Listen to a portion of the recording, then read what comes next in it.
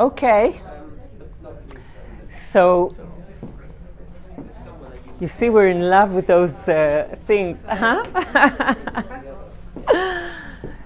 So, I wanted to relate to something that Bao told me. He came to me in the intermission and he said, you know, it's not quite, he's a hypnotherapist.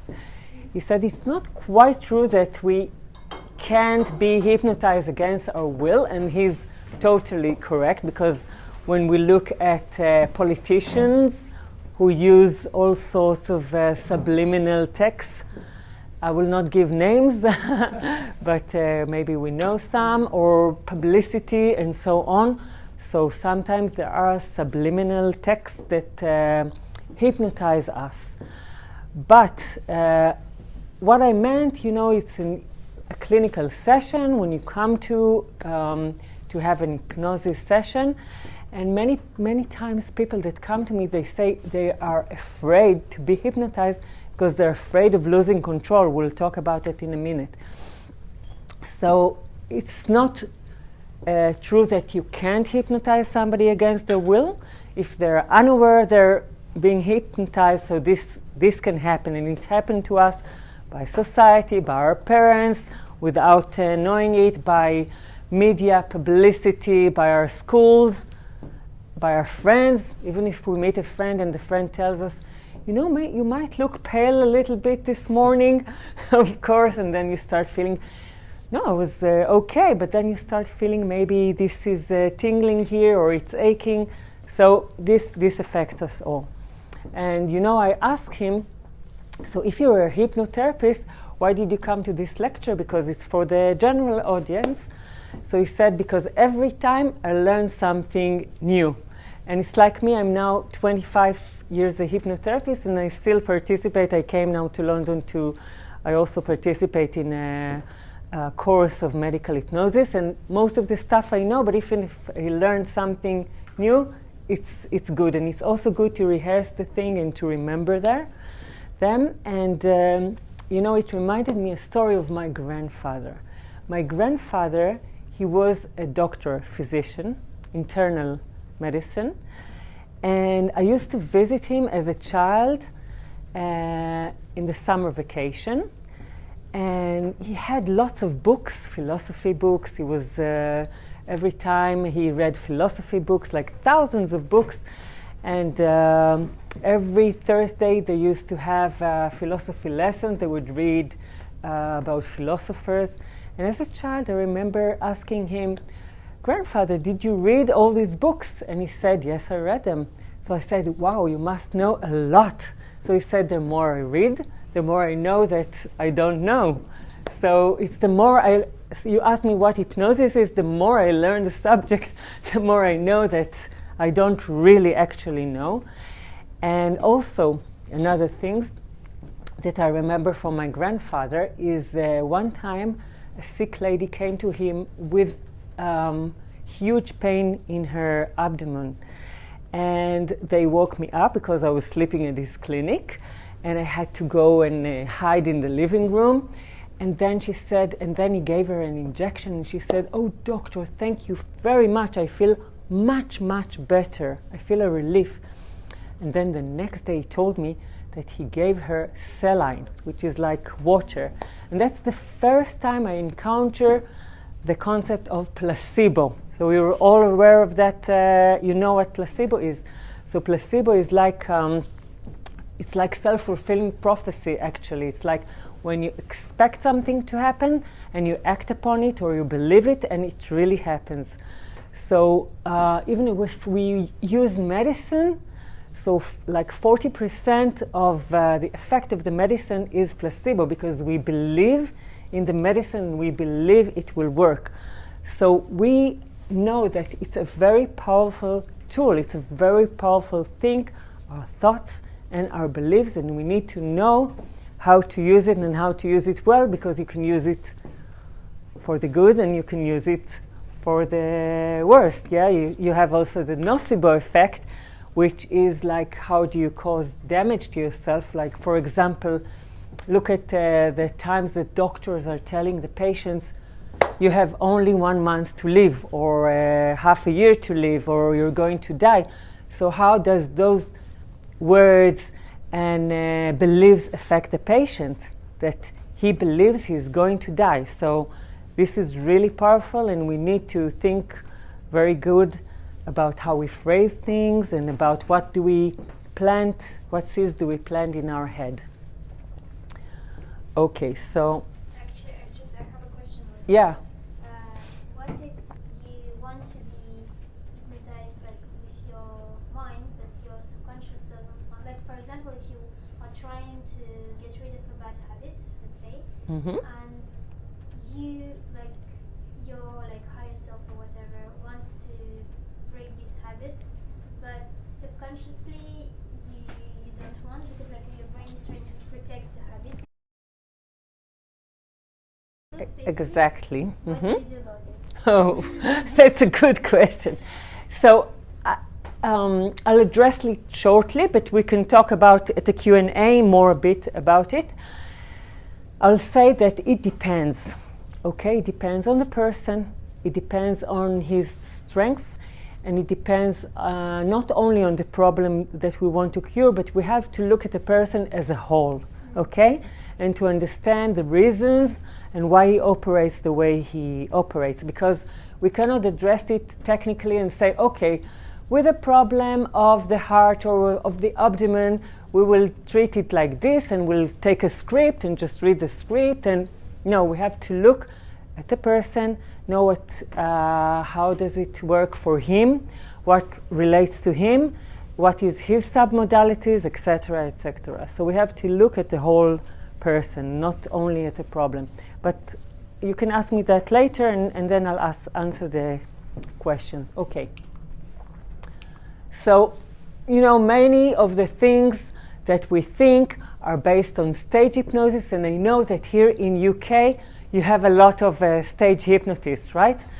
So I wanted to tell you that in Israel, we're the only country in the world that we have the hypnotism law. And this law says only psychologists and physicians are allowed to study hypnosis, and then only if you have license from the Ministry of Health, you're allowed to study hypnosis. You study it for 2 years, and then you need to submit thesis and to go through oral examination and through writing examination, and only then, if you pass that, you receive a license from the Ministry of Health, and then you can hypnotize.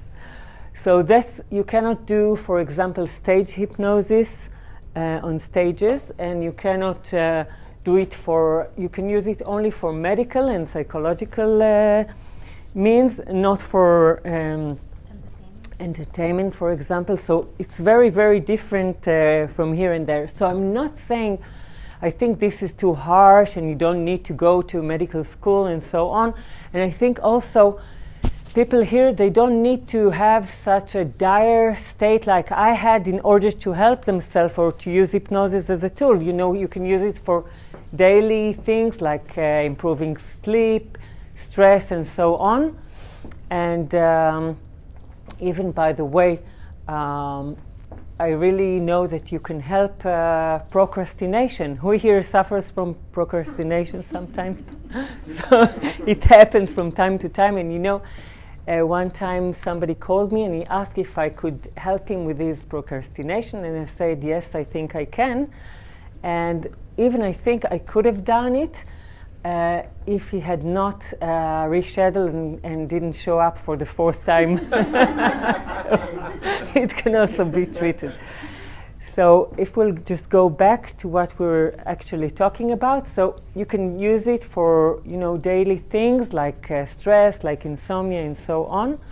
And I think that the basic thing is that you need to have the ethics, and you need to know that you have a very strong tool in your hands, and you need to know how to operate it and to use it wisely and with knowledge. And but you don't need to be like a clinical psychologist and to study like 10 years like I studied. You really don't need to do it, but you need to do it. You need to learn it, and you need to know what you're doing, because It's like fire. Is fire good or bad? It depends how we use it, okay? So this is the question. Okay. Many people think also hypnosis is a lack of control. What do you think? Is it a lack of control? Like somebody is hypnotizing you and you don't have control? You have control. You have control. Okay. So it's a state of focus and increased control. It's quite the contrary. Like you focused on your finger and then you felt the muscles are moving. So actually, when we're using now the modern science helps us to understand what happens in the brain during hypnosis. And this is fMRI, and we can see the activity in the brain while a person is under hypnosis state. And what do we see here? We see certain areas that are being activated. And it's areas that are not activating in a normal time, in a normal reality or in a waking state. Okay, so we can see that we can really precisely focus and activate specific places. So it's like we can even control more than we control usually. And if you would like, we can do something to show that. Okay? So if you would just sit and put both of your feet on the ground, and then put your palms facing up, exactly, on your knees, exactly. And now take a deep breath, breathe in, just hold it for a second and breathe out very, very slowly. Okay, and again, breathe in, hold it for a second, and breathe out very, very slowly. Now once more, breathe in and breathe out. And now let your eyes close. And now you can concentrate on your feet in the part that is touching the ground. And you can feel your shoes, and you can feel the ground beneath your feet. And you can focus your awareness on that part of your feet. And perhaps you might start to feel a kind of a tingling sensation in the bottom of your feet where it touches the ground. And this tingling might be due to the blood flow in your foot. And it's interesting to notice and to see whether you feel it in both of your feet, or is it only in one foot? Is it the right one or the left one, or could it be both of them? But perhaps you can notice the feeling of tingling, and then after you notice it, or you haven't noticed it, you can focus and concentrate on your palms and just imagine that you're feeling warmth in your palms. It's like you put your hand near the fireplace and you feel the warmth of the fire. And again, you might feel it in both of your palms, or maybe you might feel it in one palm or the other.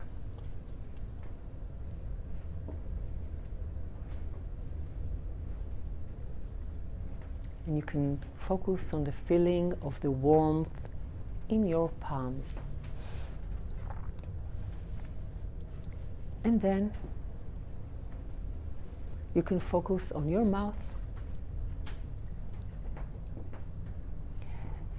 And you can imagine that I'm taking a lemon, very juicy lemon, very yellow. It's organic lemon, by the way. I picked it from a tree, not from the supermarket. And then I cut it with a knife into 2 halves, and I squeeze it into the glass, and you can hear the sound of the lemon juice. And it's a clear glass. And I hand it to you, and you look at the lemon juice, and you smell it. You inhale it. You see the color. You feel the smell, you smell it, and then you take a sip, and you feel the sour taste. And you drink it.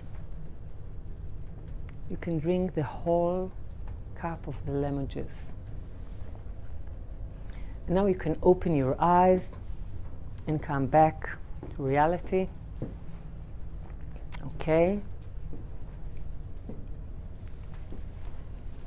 Okay. So, who felt the tingling feeling in your feet? Okay. Who felt the warmth in the palms? Okay. And who felt the sour taste of the lemon? Okay, some of you, but who felt the saliva? Most of you. Okay. And who felt all of these? Okay. So as we see, we have, with the imagination, we can cause physical sensation. Just imagine how you can use it to improve your health. Yeah, if you know that it exists and how to control it. Okay, with pain, with immune system, with a lot of things. But as we see, not all of us are reacting the same. Some of us are reacting more to warmth or to heaviness. And what about you? I didn't experience it at all. None of it. Okay, so we need to try the pendulum on you later on. Okay, so some of us might experience the warmth, and some of us might experience the tingling feeling and the weight, and so we must know what operates on us and what are we best in, and then we can use it for our own. If we want to talk to our subconscious mind and help it with those sensations or attach those sensations to it. Okay, so how much longer do we have? Like about 25 minutes. 25 minutes? Okay, good, very good. Okay. So some people think hypnosis is mysticism or magic. I imagine most of you don't think that way, but people used to think, or sometimes people tell me with a pendulum, it's like a magical pendulum. You're hiding something. If you go out of the room, then it won't happen. You're affecting it, so on. So I explained them about the idiomotoric response. Okay, so it's really a scientific subject, and very, very distinguished universities make a lot of research about it, like Stanford, like Harvard.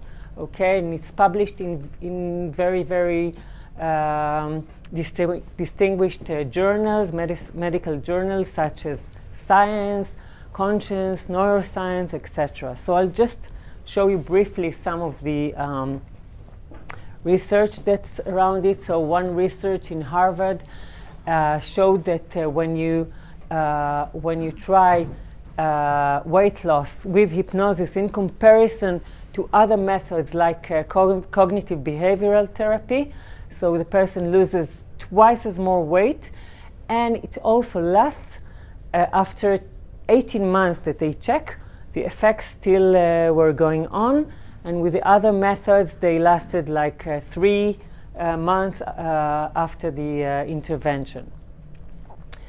In Hartford University, they investigated pain, and they saw hypnosis was very, very effective for pain after surgery, for headaches, backaches, stomach aches. Like you all know, the IBS, irritable bowel syndrome. So this is very helpful with irritable bowel syndrome. In Stanford University, there was another research about habit change and about quitting smoking and sugar carving and so on. So this was also very, very effective using hypnosis.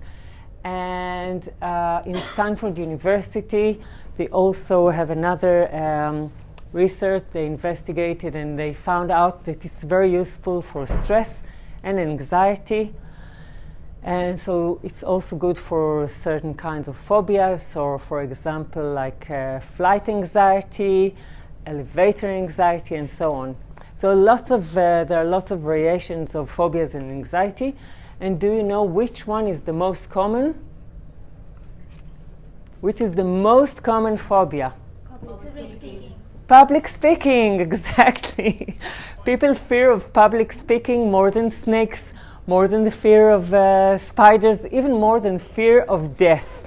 You know, sometimes once a CEO came to me and he wanted me to help him with hypnosis for public speaking, and he said, I don't know, I manage so many people and I have so much power, and the minute I need to give a presentation, even if it's only for a small group of people, I just want to vanish.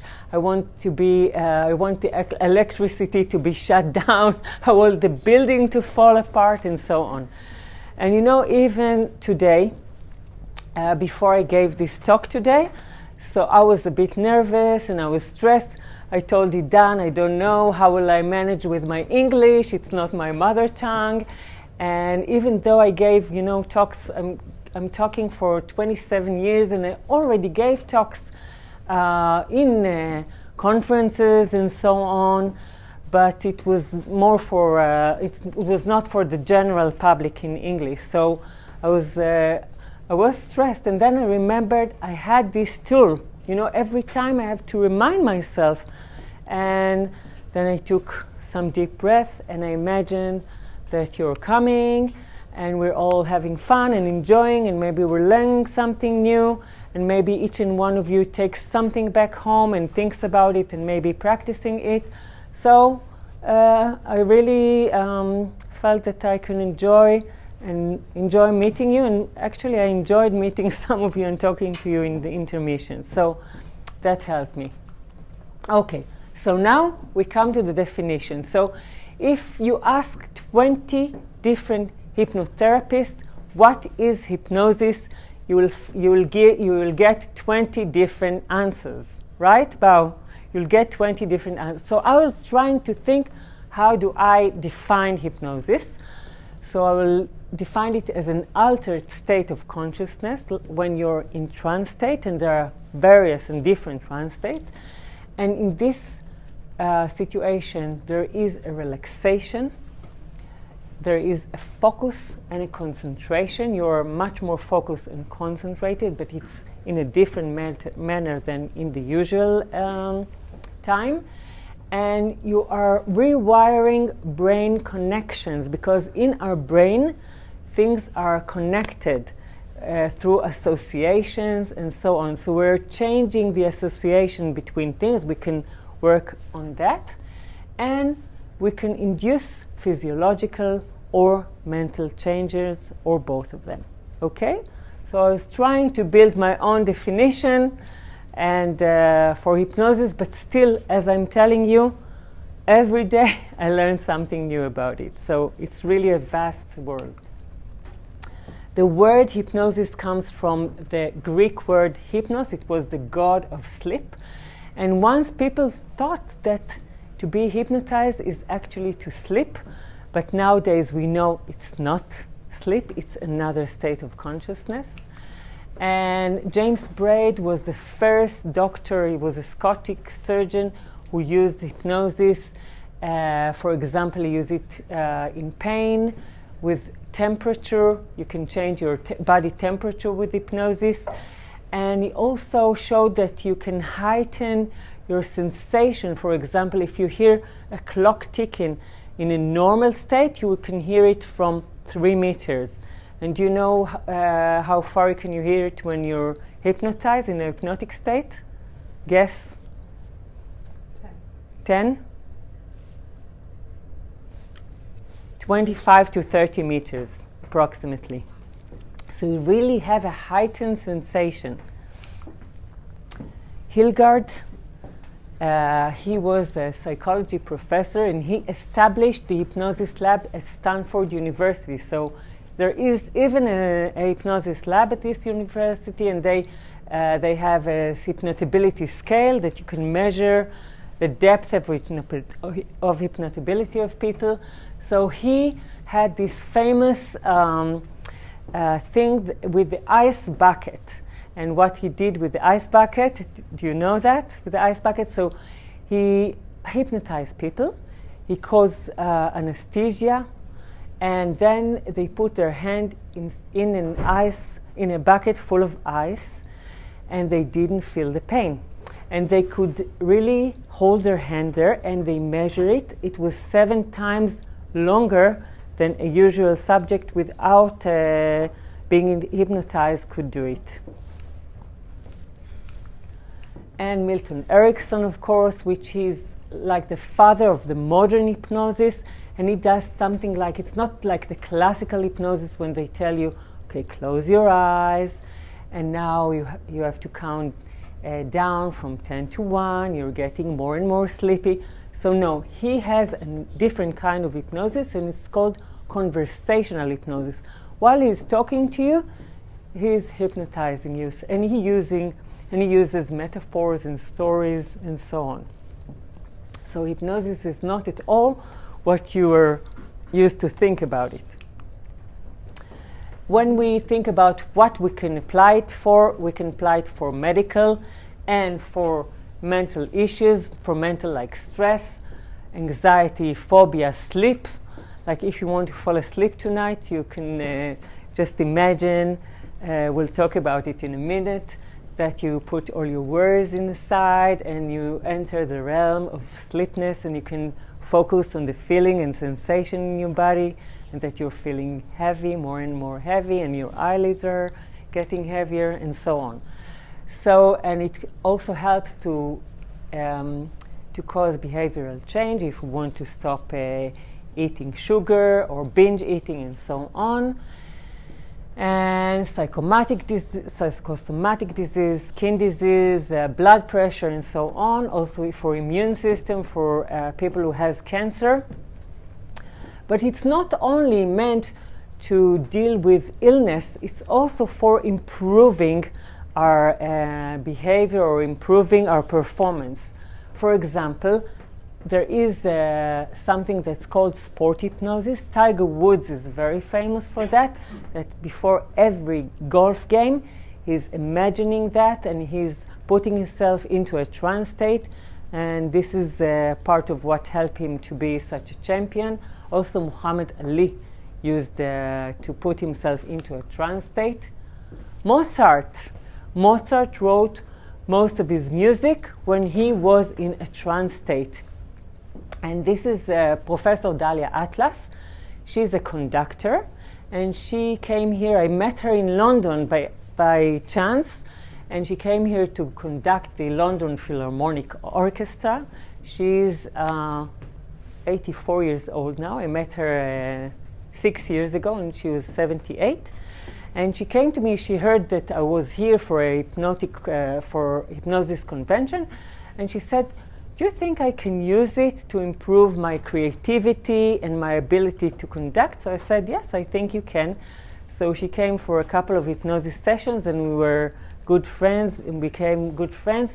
And she conducted the London Philharmonic Orchestra, and then she went to St. Petersburg. And it was 2 years ago, she was on a wheelchair. She was sitting on a wheelchair and conducting the orchestra in St. Petersburg when she was 82. She's a remarkable woman. Okay, so the thing is that we said that hypnosis can occur in a very natural circumstances, right? So if we know when we are more hypnotized or hypnotizable, we can use it for our own benefit. And there are 2 times in the day that we certainly know we're our mind is more flexible, and we can be more hypnotized. And it's before we go to bed and right when we wake up in the morning. So who knows that we use our phones before we go to bed? It happens sometimes, right? So if we're hypnotizable before we go to bed, what will you want to enter your brain? What seeds will you want to put in your brain? Some bad news, some stupid stuff on your phone, or do you want to use this state for different things? Because what seeds you will plant in your mind, it will work during the night.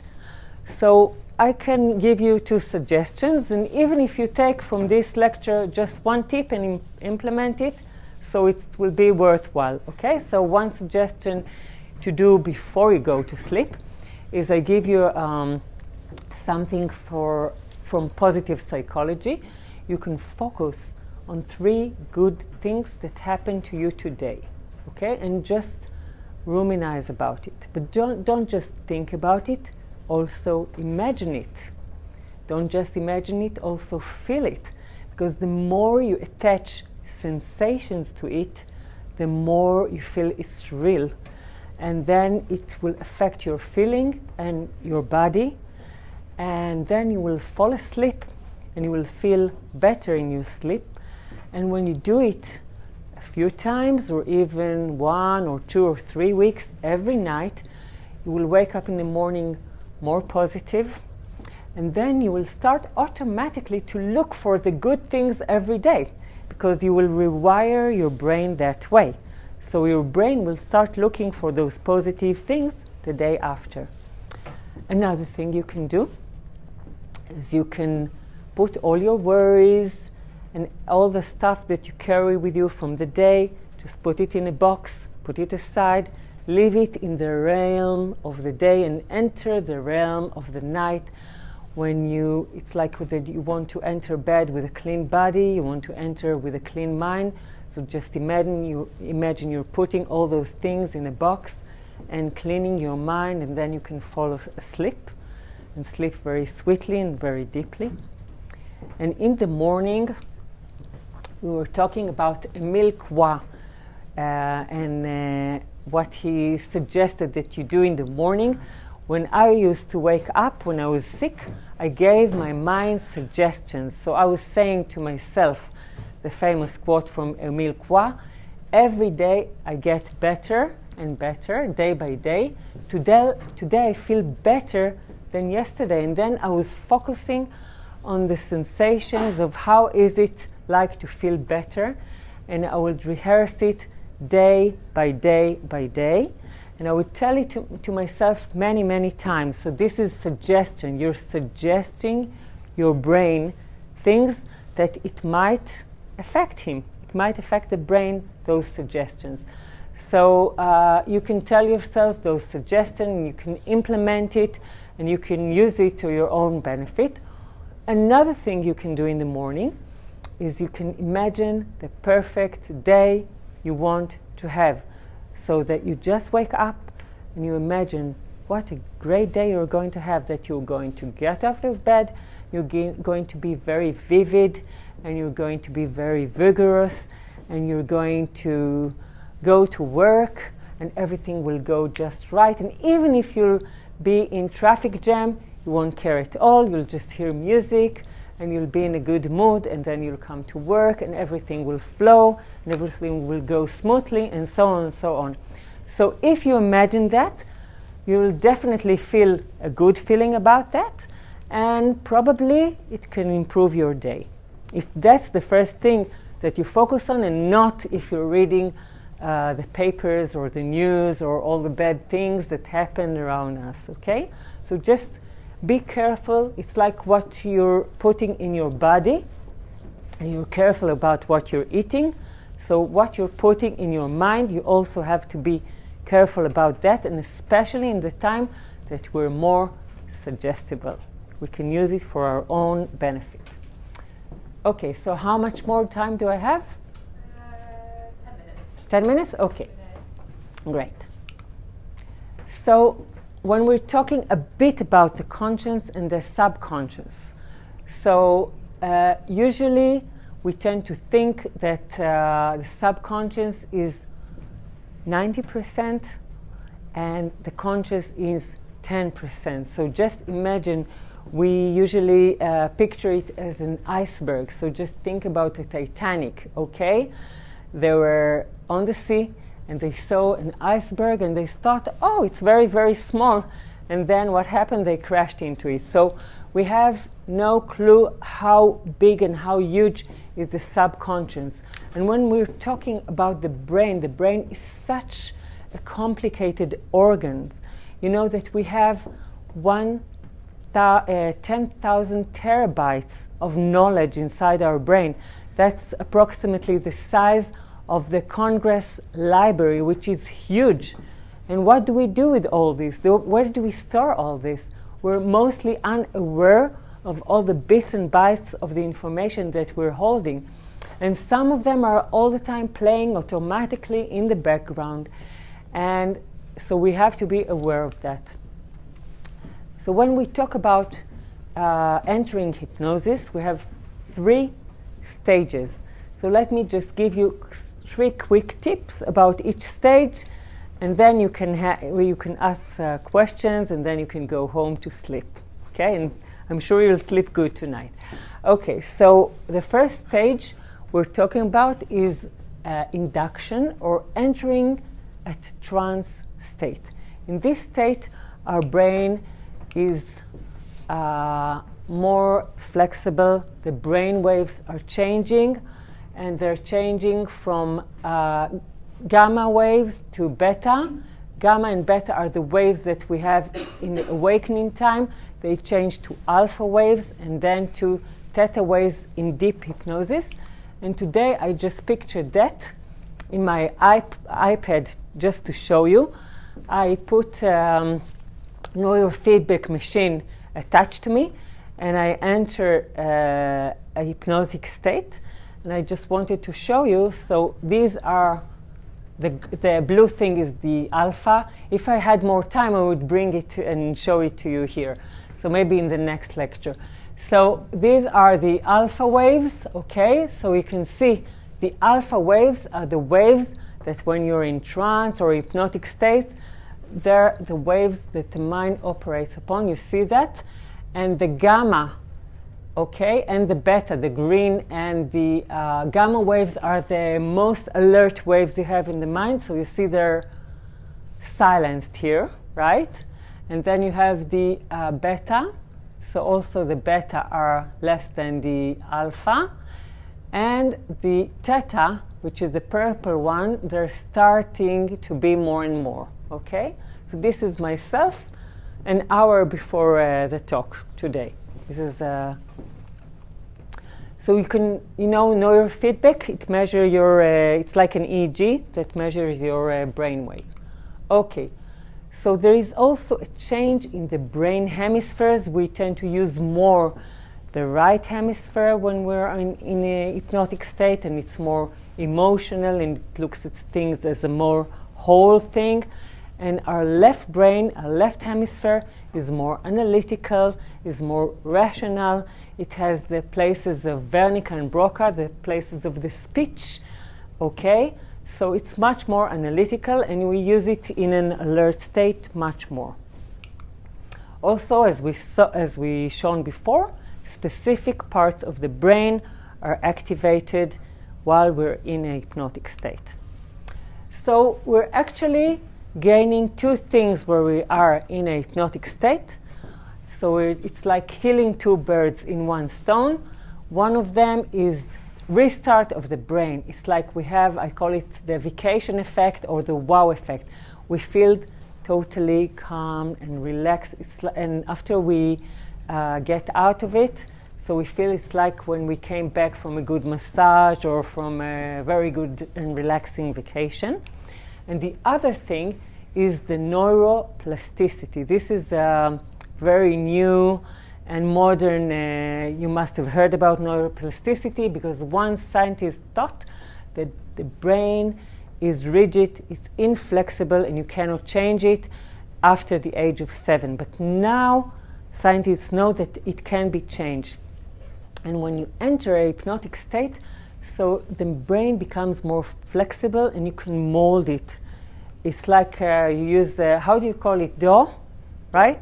Play-Doh, Yeah, okay, Play-Doh. So it's like you're molding it and it becomes warm and you can make something out of it because it's warmer. Or it's like you're an athlete and you're warming your muscle before the contact. So this is what the trance state or induction does to your brain, and then it's easier to program it. So how do we do that? How do we program the brain? We just talk to the subconscious in its own language. So of course we cannot learn French today, even if we wanted to, but I'll just give you some quick 1 or 2 tips of how to talk to your subconscious, and this is after you're a bit in a trance state. And how to enter trance state, you can read about it, there are books about it, you can find things in internet, and you can ask me in the Q&A that will come now, so I can talk a little bit about it. So there are a few rules. We use images. The subconscious talks through images, like I imagined the dwarfs, okay? Or like you can imagine the lemon. So this is part of the brain that talks to you with images. And you have to know how to use them. For example, the subconscious doesn't hear the word no, okay? So if I will tell you, don't think of a pink elephant, what will you think about? Of course, a pink elephant. So if I want to tell you, if you don't want to stop eating carbs, and if I told you, don't eat this pizza, what will happen? You'll think about pizza. You'll see flying pizzas all over around you, yeah? So instead, what should I say to the brain? Eat salad. Eat salad, it's very good for you, but use the imagination, feel the feeling and how it builds your muscles and so on. So you have to attach good feelings to it. And also when we're talking about medical things, so would I tell somebody, try not to feel the pain? You don't feel that it's painful right now. So what will happen? Where they will focus their mind on the pain. So what should I tell them instead of that? Feel very good, relax, light, and so on. Okay, so it's a whole language, but just a few tips. Okay, we can use suggestions and affirmations, like we said before. Every day I feel better and better. Okay. Okay. And then the implementation. If we want to turn something into reality and we want to strengthen it, so how can we do it? We can do it in various ways. But one of the things I wanted to suggest to you, that to anchor it or to do it together with something you already do daily. For example, if you already brush your teeth daily, twice a day, so you can attach something to it. For example, I had a patient that came to me, and she suffered from those binge eating attacks. And it would happen when she was nervous, coming back from work, and she was nervous, so she would start eating the whole refrigerator. And then I asked her, when was the time that you didn't eat the whole refrigerator, or you didn't need those binge eating? And she said, I can remember a time, it was when I was in Seychelles Island for a vacation, and I was very relaxed, and I hardly ate, or I didn't need those binge eating attacks. And I said, okay, so let's think what reminds you of Seychelles. So she said shells. And so she brought shell necklace with her from Seychelles. So we build an imagination of attaching the shells to a feeling of calmness and not needing to eat. And then she wore the necklace every day, and then she looked at it and she remembered the feeling of calmness, and it relaxed her, and the binge eating really went down. So wait a minute. Okay. Also, when you're trying to change beliefs, sometimes we have it's an invisible obstacle and we think we cannot break it. It's like the glass ceilings. So sometimes what we need to know is make the unknown known and the known unknown. So if we're just giving an example, did you hear about Sir Roger Bannister? So he was a British athlete, and he's the first man that in 54 he ran a mile in less than 4 minutes. And people thought that nobody can do that. It was like a boundary that nobody could go there. And after he did that, in the same year, 8 other people did that, and in the next year, 57 people. So how can you explain that? They saw that it's possible. So then the impossible became possible. Mark Spitz, the swimmer, for example, he won 7 gold medals, and people thought it's impossible. And nowadays, people look at his at the timing he did those races, and they say, wow, it's many people do it today. It doesn't look so impossible. So sometimes we need to let our mind go through those boundaries and limitations that we put through it. Okay?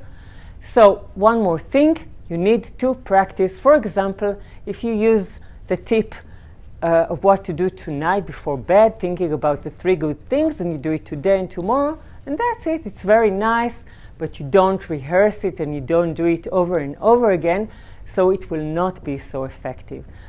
So don't be one of those people who go to lectures and say, it's very interesting, okay, I learned something, and you don't apply it. Because if you came and spent this money and came to see me and came to sit here with all the people and listen to it, so at least take one thing and start doing it. Start implementing this thing in your daily behavior. Okay? Refire to rewire, we call it. So if you let your cells in the brain refire more and more and more, you start to rewire new connection in the brain, and you can really change the brain that way, but you need to rehearse more and more times until it becomes more automatic.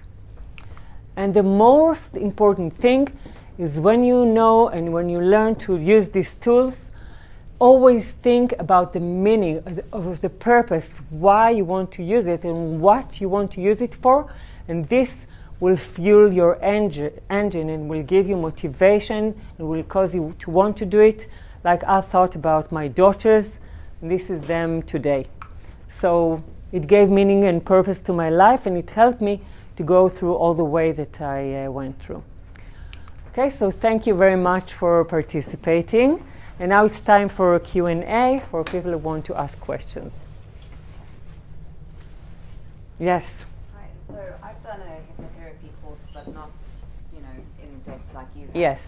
So I'm familiar with regression Mm-hmm. in therapy, but I was just thinking when you're doing self-hypnosis, Right. you're not necessarily going into regression. Mm-hmm. But from the examples you've used, like with the sports people and that, it's still quite effective. Yes. Do you have any comments about that? If you need to use regression, not always, not at all. It depends. So it's different when you do self-hypnosis and when somebody else does the hypnosis. Because when you do self-hypnosis, sometimes you use different techniques. And one of the things, sometimes it's hard to focus and concentrate because you know that your concentration, we have a wandering mind and we tend to go to different places.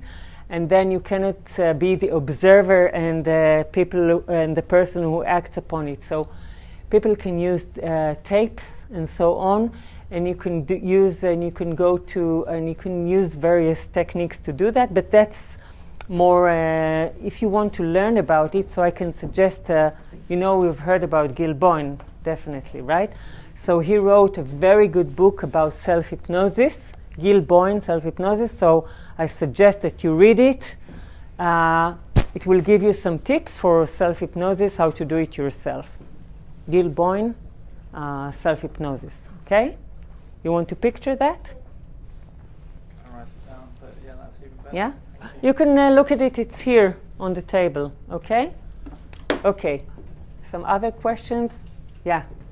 So, where does meditation and visualization fit into this? Is that a form of hypnosis? Mm-hmm. Because I don't know if you're familiar with Joe Dispenza. Of course. Yeah. So, if I understood correctly, he already had a very good knowledge of the spine. Mm-hmm. So, when he became paralyzed due to an accident, he was able to kind of reconstruct things in his mind, and he managed to heal himself. Yes. So does that kind of fall into what you are talking about? Yes, I think there is a huge overlap between meditation, hypnosis, NLP. There is all of them, they belong to, it's like various branches from the same tree. So there is an overlap. When you're talking about meditation, for example, when you're talking about meditation like focusing on your breath and so on. So this is similar in a way, but different in another way, because mindfulness, I think, when you focus on the breath. yes. So mindfulness, when you focus on the breath, the aim is to stay aware and attached to the here and now, to the present. And when you are in hypnosis, sometimes you do regression, you go back to the past. Sometimes you do projection, you go to the future to imagine yourself, and you go inside and you focus on a specific sensation or a specific problem you want to sort out. And this is different than this kind of meditation.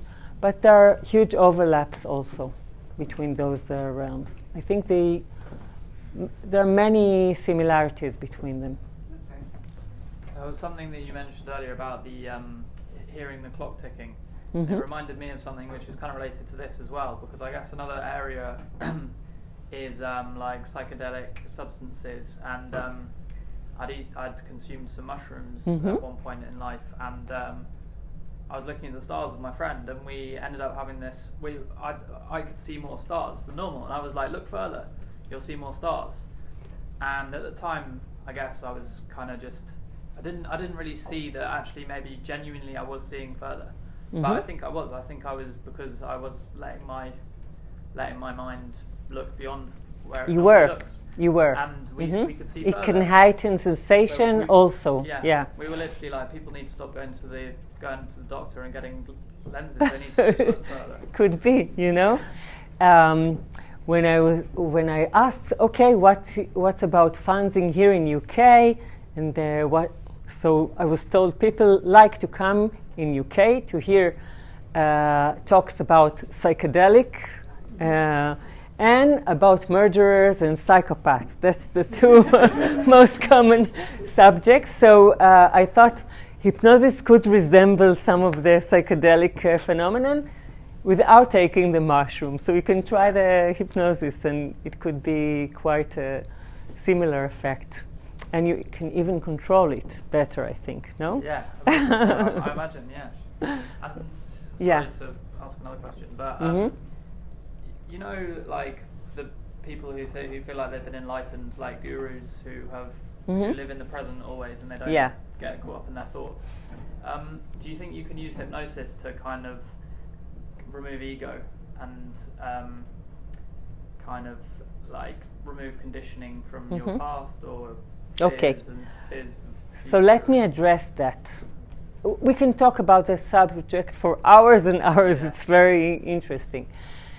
I'll tell you that in order to remove your ego, you first need to have one. So you need to build an ego. And when I'm talking about ego, I'm not talking about egocentric people like normally people will. I'm talking about ego as a state of mind that you have substantial presence in your life and you're attached to yourself and you know who you are, and therefore you need to have that sensation before you remove it, okay?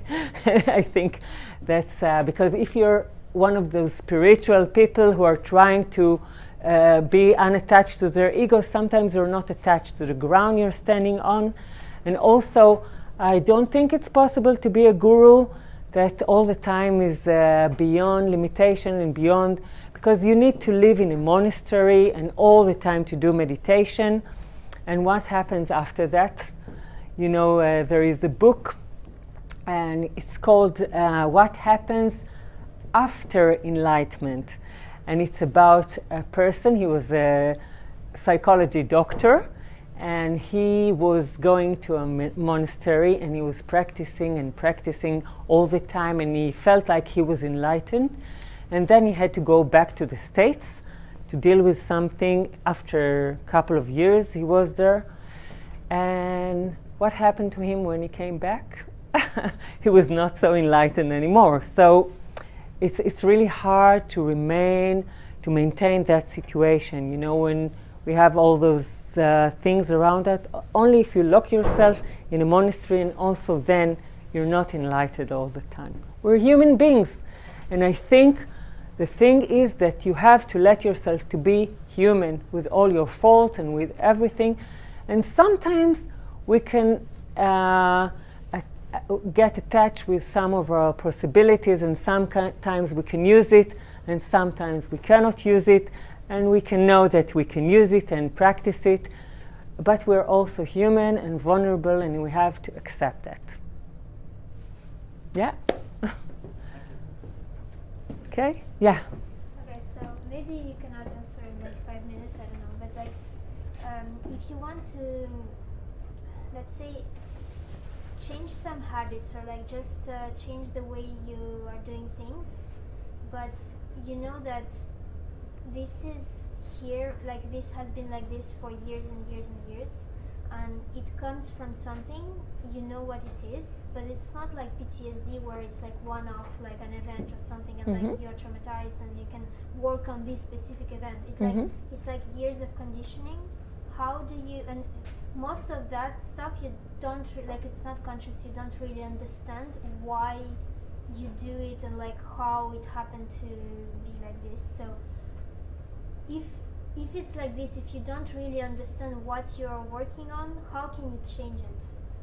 Like, does that make sense? So in order to change something, we need to understand it first. We need to understand some part of it. And this is why when you're going to therapy, to hypnotherapy, it's the investigation, the primal investigation is very important. So when you go to somebody who knows what they're doing, so they need to ask you and to find out what your background is, and when, in what circumstances it happens, and what could cause it. And then you can also go through a subconscious inquiry and so on. So it's a whole theory of how to do it. But yeah. So I guess the question is, do you, for sure, like, do you have to go back through all that stuff and what happened? You don't always have to do regression. No, you don't always have to do regression. Even though if you're only working on the symptom, so sometimes there is something that's called symptom substitution. You work on the surface, you work on the symptom, you give paracetamol for fever, but you don't deal with what really caused it. So then the fever goes away, and after 4 hours it comes back, or something else happens. So we need sometimes to know the root cause of things. I was going to say, Yeah. maybe I've been doing this for quite a long time myself, and people assume when they come to someone like me and talk about their childhood quite often. Very few people actually talk about their childhood. They don't need to. It's part of the detective work as a therapist. When we come along for the first time, there's so many other ways in. Not just the mind controlling the body control the mind, controls the mind. It works both ways. But there's so many different techniques you pick up along the way. You know, not just apart from hypnosis, stuff you've got in your toolbox. But there's, you know, the psychotherapy model is that you talk about your childhood typically, or sometimes counselling, not so with hypnosis. Don't always need to go through that. Yeah, right. There is various ways. and each one of us finds the way that works for him. It's the thing to find what works for you. Thank you. Thank you. Okay, thank you for coming. I really enjoyed meeting you. Thanks.